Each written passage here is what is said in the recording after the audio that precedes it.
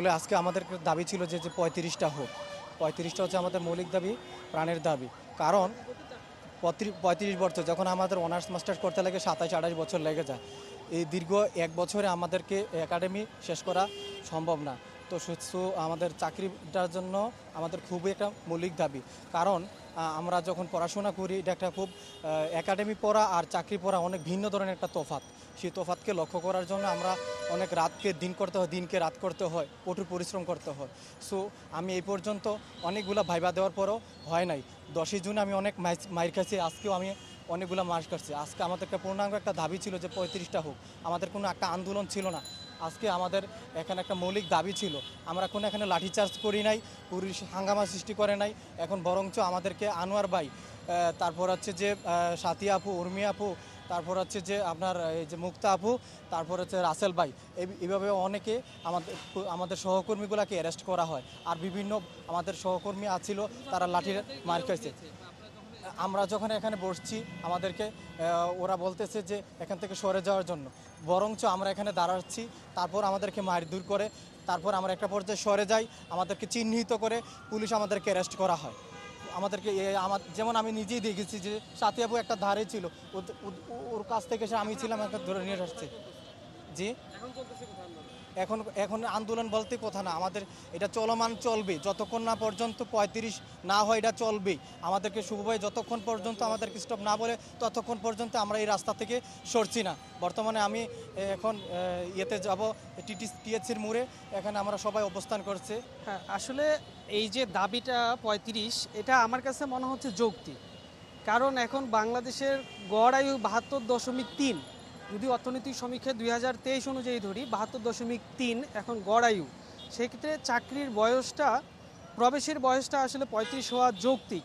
কেননা বাংলাদেশে দেখা যাচ্ছে বাংলাদেশ ছাত্রলীগ, আমাদের মতো ছাত্ররা যখন অনেক সময় বাংলাদেশ ছাত্রলীগের সঙ্গে জড়িত হয়, দেখা যায় যে সবারই একটু বড় পদ প্রত্যাশা থাকে।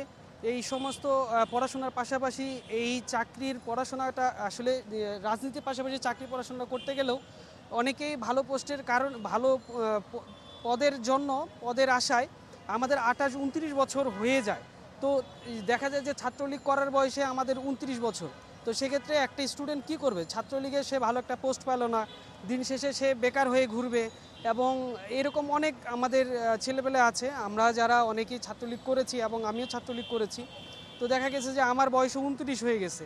তো এই মুহূর্তে আমি চাকরিতে প্রবেশের বয়স যদি 35 না করে, তাহলে আমি 1 বছর পড়াশোনা করে তো আমার পক্ষে সম্ভব না। আর বাংলাদেশে বর্তমান সরকার সবগুলো চাকরিতেই একদমই ফেয়ার নিয়োগ দিচ্ছে। ফেয়ার নিয়োগের ক্ষেত্রে আমরা যারা ছাত্রলীগ করি বা কেউ যদি কোনো ছাত্র সংগঠনের সঙ্গে জড়িতও থাকে, সেক্ষেত্রে আসলে আনফেয়ার মিন্স মানে হচ্ছে অন্য প্রকারে চাকরিতে প্রবেশের কোনো সুযোগ নাই। এখন আসলে আমি একেবারেই সাধারণ শিক্ষার্থী হিসেবে আমার দাবিটা হচ্ছে, যেহেতু সংসদে এটা নিয়ে কথা হচ্ছে এবং বাংলাদেশের 350 জন সংসদ সদস্যদের মধ্যে অর্ধেকেরও বেশি এটার পক্ষে, এবং বাংলাদেশের দেখা যাবে যে বর্তমান যে প্রেক্ষাপট, এই প্রেক্ষাপটে মাননীয় প্রধানমন্ত্রীর বয়সও কিন্তু প্রায় 80-র কাছাকাছি। তিনি কিন্তু খুব ভালোভাবে এই যে একটানা চতুর্থবারের মতো তিনি প্রধানমন্ত্রী নির্বাচিত হলেন এবং পঞ্চমবারের তিনি অষ্টমবারের মতো টানা সংসদ সদস্য নির্বাচিত হয়েছেন। তারপরেও কিন্তু বিশ্বে তাকে মানুষ খুব ভালোভাবেই নিচ্ছে। এবং আমরা চাই মাননীয় প্রধানমন্ত্রীর কাছে আমাদের, বিশেষ করে আমার একটাই দাবি, আমি ছাত্রলীগ করেছি, আমার দাবিটা হচ্ছে যে মাননীয় প্রধানমন্ত্রীর কাছে আকুল আবেদন, উনি যেন এই দাবিটা 35 চাকরি প্রবেশের বয়সটা যেন 35 করে দেন। এবং আমাদের যারা ছাত্রলীগ করে, আমাদের যারা বয়স প্রায় শেষের দিকে বা শেষ হয়ে গিয়েছে অলরেডি, অনেকে বেকার আছে, তাদের পড়াশোনার সুযোগ করে দিক। আমরা চাকরি চাচ্ছি না তার কাছে, আমরা পড়াশোনা করার পরে আমাদের যদি যোগ্যতা থাকে এবং যদি আমাদেরকে এই রাষ্ট্র যদি গড়ে তুলতে চায়, তাহলে আমরা আমাদের সর্বোচ্চ দিকে চেষ্টা করব। মাননীয় প্রধানমন্ত্রীর কাছে এটাই অনুরোধ। তারা চলে গেছেন, 2-4 জন দেখলাম যে গাড়ি থামাচ্ছেন, গাড়িকে বাধা প্রদান করছেন এবং অনেকের হাতে দেখলাম কেরোসিন তেলের বোতল। তো এরকম যাদের আমরা পেয়েছি তাদের আমরা আটক করেছি জিজ্ঞাসাবাদের জন্য। এখন আমাদের অপারেশনটা শেষ হয়নি, অপারেশন শেষ হলে তাদের সাথে জিজ্ঞাসাবাদ করে কয়জন আটক হয়েছে বা কী বিষয়ে আদৌ তা নিয়ে এটার সাথে সম্পৃক্ত কিনা, এই জিনিসগুলো যাচাই বাছাই করে জানাতে পারবো। ধন্যবাদ।